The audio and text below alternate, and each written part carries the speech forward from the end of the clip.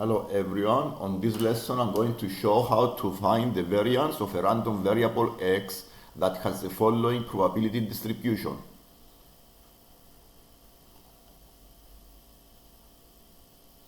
The formula that we are going to use is the variance equals expected value of x squared minus the mean square.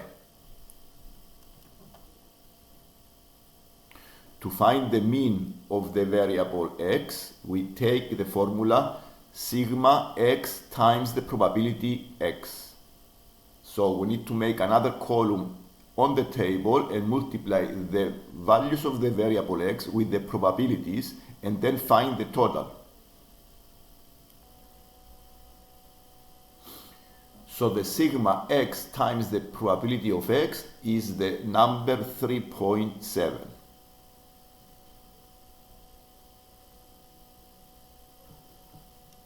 Next, we need to find what is the value of the expected bracket x squared.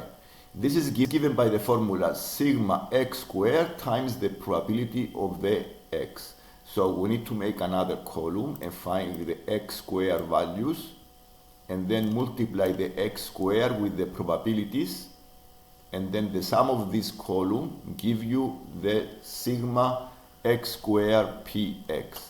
In this case is the number 15.3. So this is the sigma x squared px. This is 15.3.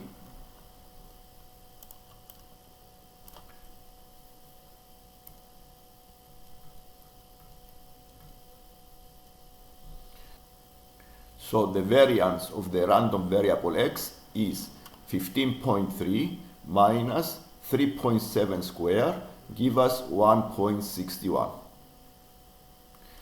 This is the lesson for today. If you like the lesson, don't forget to subscribe to see more lessons like this one.